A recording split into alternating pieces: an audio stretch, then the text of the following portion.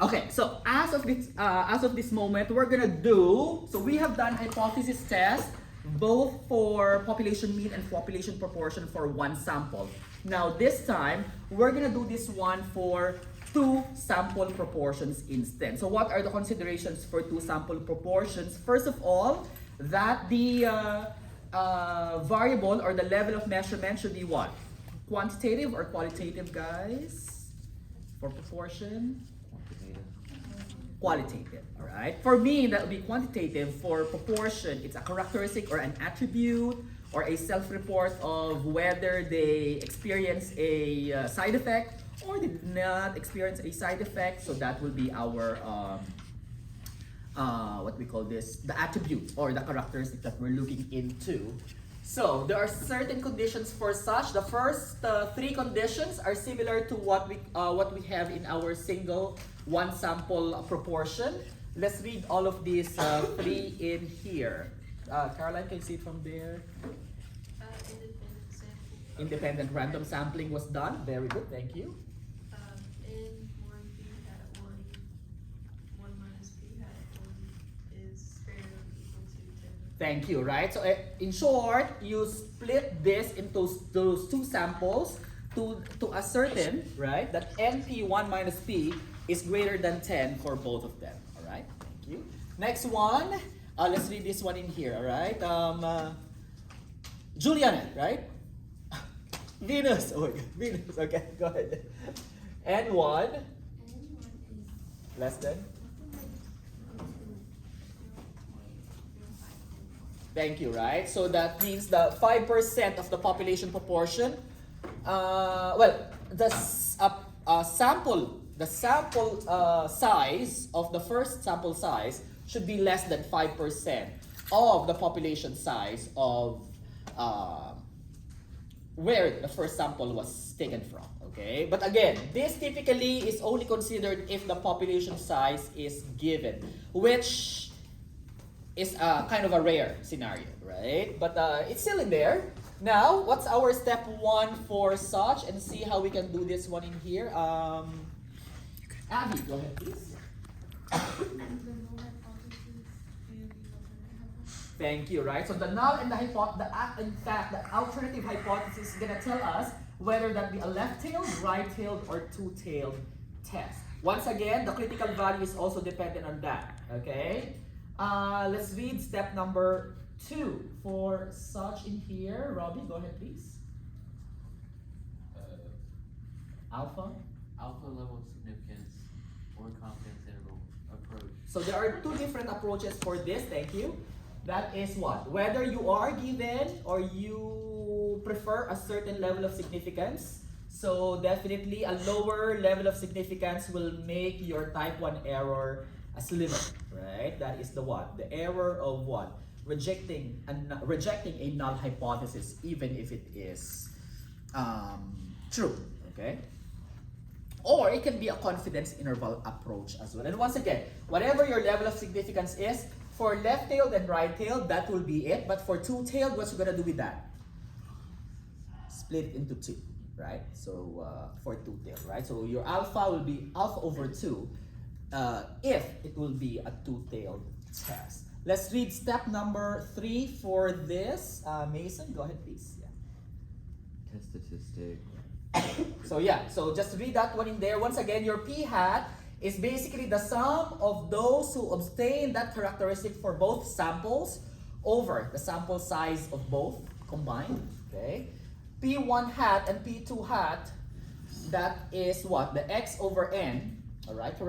Characteristic over sample size of each of the samples, right? Over what? Yeah, right, there we go. Square root of p hat 1 minus p hat, which is this. 1 over n1 plus 1 over n2. So as you may see, it's similar. You just need to add the n1, the 1 over n1 and the 1 over n2. And basically this one, we can also use our technology, our StatCrunch for that. So we'll see this case later. And step number 4, let's read this one in here. Journey, go ahead please. Compared to critical value. Critical value left. Yeah. Z naught. Z naught less than negative minus Z alpha. Z alpha. Okay. Two-tailed. Two-tailed. Yep. Z0 Z0. Z. greater than Greater than Z alpha over 2. alpha over 2. Thank you. Right-tailed Z naught. Correct. Greater than Z alpha. Thank you. Right. So the left tail definitely is gonna be a negative value. So that means that your Z naught should be more negative than that. However, for the right tail, it's on the other side, so it should be greater than the Z alpha, whatever your alpha. Typically, it's 0.05 or 0.01. However, for two-tailed, again, whatever your alpha is, cut it into 2. Okay? So this is just the left side of the two-tail, right side of the two-tail, but it can be also the left side. Just make it negative. And the last one, thank you. Step number 5 for such, all right? Can you see it in there, Angelina? Yeah. Reject the null hypothesis or not reject and interpret. Thank you, right? So if this will be the case, then you reject the null hypothesis. If it's not, then you do not accept the null hypothesis. You basically just say you do not reject the null hypothesis, okay? And the interpretation of that. Is there sufficient evidence or not sufficient evidence to support the null hypothesis or alternative hypothesis based on what you have concluded for yourself? Anyway, let's see this in one in here and see how we can work on that one, okay? Brittany, can you see it from there, the example for such? In clinical trials of Alzheimer's, 3,710 adolescent allergy patients 12 years and older were randomly divided into two groups. Patients included experimental received 200 milligrams of mescaline, while the patients in group 2 received placebo. Other people in the group 3, patients in experimental Where is the project? Of the 1,671 patients in control group, 364 reported allergies at baseline. The evidence to support the portion of medicines resulted in I'm gonna find out. I'll take you through it.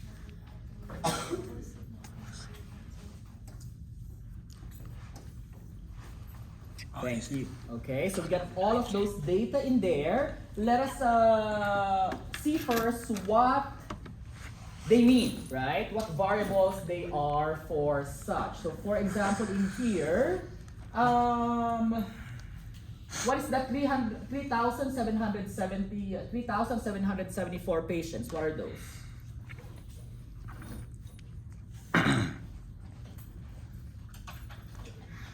So as you may notice in here, the 3,774 patients are the what? These are basically the N1 over N2, right? The total sample size, right? What's that again? 3,774. In fact, if we add 2,103 patients and 1,671 patients, let's see, is it gonna add up to 3,774? Let's figure it out, okay? Let's put it on our calculator. So on the experimental group, we got 2,103 plus we got 1,671 on the control group. And we got 3,774. Okay, so once again, our N1 and N2, right? So the N1 is, we choose N1 to be the what? The experimental group, right? So this is the experimental group.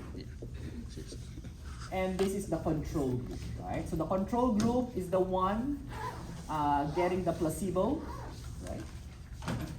However, the experimental group is the one who's taking the what? The 200 nanograms of the medication, the Nasonex, okay? So what's our N1, by the way? Our N1, how many, what's the sample size for N1? The experimental group, it says 2,103, right? So N1 equals 2,103, and N2 is equal to how much? 1,670.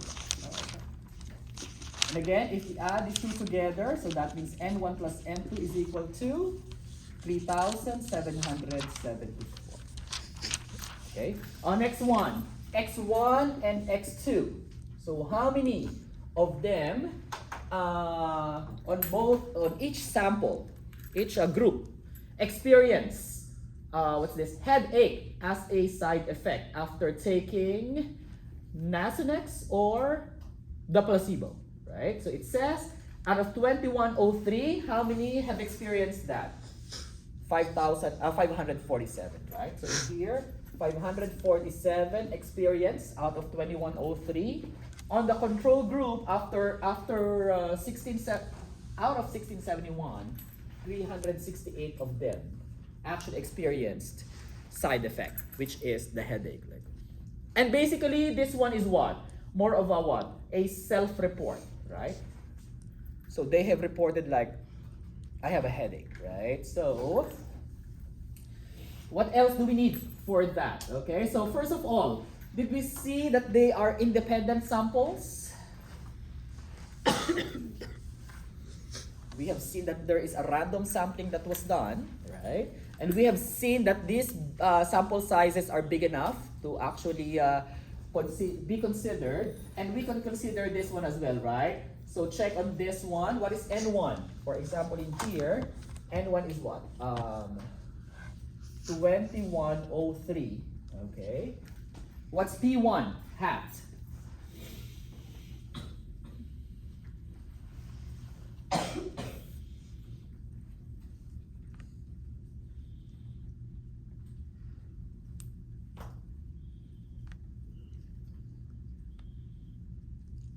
P1 hat is basically what? What you're going to do with these two?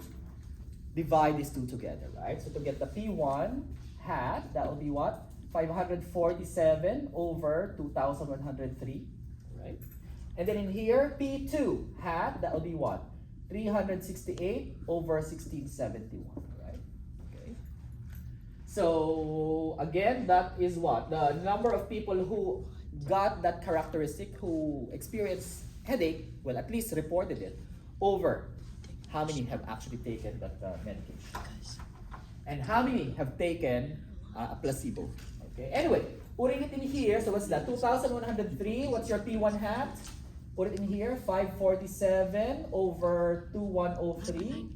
And then in here, 1 minus this. 547, 2103. Alright? And let's see. Is it greater than or equal to 10?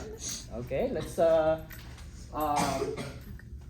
put it in a calculator and see if that is actually greater than 10. Alright, so if that would be the case, then we can consider this test of hypothesis, right? First, what is the null hypothesis? So the null hypothesis in here, we can say that what? Let's look into our data set for null hypothesis. We can say now that the following. That is like equal to the proportion in the control group. Very good, thank you, right? That the proportion of those who got headache, self-reported headache, out of the sample size from P1, from the experimental group, should be equal to, right? That means there's no difference, right? Of those who reported headache from the second control group, okay? What about for alternative? What's for alternative in here? Term is what? Greater than, right? So which one is greater than what? The first one, right? The experimental group, those who reported headache from the experimental group is greater than those who obtained the headache or got headache from the placebo, right? So that will be what? P1 is greater than P2. So in that case, what kind of study are we considering? Left-tailed, right-tailed, or two-tailed in this case? Right. Right-tailed. You. Now after that, what's our level of significance? Did it say in there what's our significance level? Very good, 0.05. Typically, again for medical purposes, is 0.01 because you want to make the result of the study stronger by lessening the emergence or the possibility of a type 1 error. However, 0.05 is typically used for educational interventions, anything that is educational in nature is usually or sociological in nature as well can be considered as 0.05, but typically for medical purposes is 0.01. Okay, anyway, Step number 3. Let's do that one. Step number 3 in here. Liana, go ahead, please. Yeah, what does it say? Test statistic. Okay, so that's test statistic. So in this case, thank you for that. We're gonna use first the stat crunch, right? So how do you use the stat crunch for this? So here is, let's go to stat crunch. Okay. So again, don't worry. Don't mind these values in here. We're just gonna do our test statistic, right? So we go to stats. Where do you go next? What kind of statistics are we using? T or proportion? Proportion. Very good. Now in this case, how many samples are there now? 2. Very good. So we're gonna use 2 samples. We don't have raw data, but we do have summary. So we click on that. So first, sample. That is the experimental group, right? So how many have that characteristic? 547. All right. So let me just go ahead and X this out. Okay. So it says a while ago what? 547. Okay. So 547 out of 2103. Again, sample 1 is the experimental group. Okay. The control group, the placebo. 368 out of 1671, right? 368 out of 1671. So, you might have an idea already of like, wait, control group only took a placebo medication. So, where is that headache coming from, right? It's a good further study on that one as well, right? Because if you're not taking any medication at all, so it might have been something that's what, like psychological or in nature, or it's worth exploring as well, right? So, what's our P? So this is correct. And then here, what do we have now? As you may notice in here, P1 minus P2, it doesn't say P1 equals P2, right? But if you notice, if you have what? P1 equals P2, then that only means as well that what? If you subtract these two, you're gonna have what? 0. Very good, right? So if P1 and P2 are the same, then that means if you subtract them, that's gonna be equal to 0, right? However, for the right-tailed, if P1 is greater than P2, then that means that if you subtract P1 to P2, are you gonna get a positive, 0, or negative value? So if P1 is greater than P2, and you subtract them together, then that means P1 minus P2 should be what? Greater than 0 or positive. Very good. Okay, so for a right-tailed, P1 minus P2 should be what? Greater than 0 instead. And again, we're gonna click in here, show critical value. It already mentioned in there 0.05. We can click on this p-value plot and maybe explore the bar plot proportion as well if you want to. Okay, once again, experimental group. Okay, you know what? I'm gonna move this in here. Okay. Yeah. So that we just focus on this, right? Experimental group, placebo group, two-tail. Right-tail. Okay. All right. Let's see what we got from here.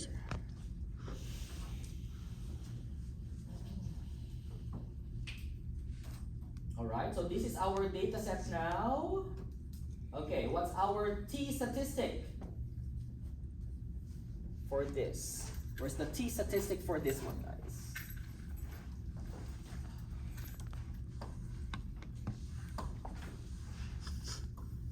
Right, so that's what? Yeah. Z, 0, right? Here Z naught is equal to what? 2.84, okay? Now, at the critical value, again, your alpha in here is what? 0.05, and the Z critical value is how much? 1.64. So what can you say about these two? Is Z not greater than critical value? Yes. Yes, it is, right? Now, if that will be the case, what can we say then? If Z, what's that? If Z naught is greater than, right tail. If Z naught is greater than the critical value, then what do we say? We reject the null hypothesis. So in that case in here, since the test statistic is greater than 1.64, we can actually see that one in here like such. Okay, if this is our data set, this is our Z equals 0, right? This is our critical value, Z critical value at alpha equals 0.05, which is how much? 1.64. Where's your 2.84? Yeah, your Z zero, or Z sub zero, okay, is equal to what? 2.84. As you may notice, it's what? It's on the rejection tail end of the data set for this case. So therefore, we can say now that yes, we need to reject the null hypothesis. In short, what is that? What does that mean? That there is sufficient evidence to support the alternative hypothesis that the side effect of what? A reported side effect of headache is more significant on what? Those who are taking the medication, the experimental group, as compared to the control group, those who are not taking it or just taking the placebo. You get? Right? There's also one more in here, p-value. So we can also consider p-value in here is how much? 0.0023. And as you may notice, the p-value 0.0023 is less than the alpha value of 0.05. So with that being said, then we know that by the p-value as well, being less than the alpha, which is 0.05, then yes, we actually reject the null hypothesis. So there are two ways of doing that. Either you compare the Z statistics or the T statistics value, test statistic value, or the p-value itself. Either of those two, you should be getting the same answer. Reject the null hypothesis. In short, there is sufficient evidence to support the claim of the alternative hypothesis of significantly more reports of headaches as a side effect from those who are taking the medication as compared to those who are not taking the medication. You good? All right. Thank you. You good? So we can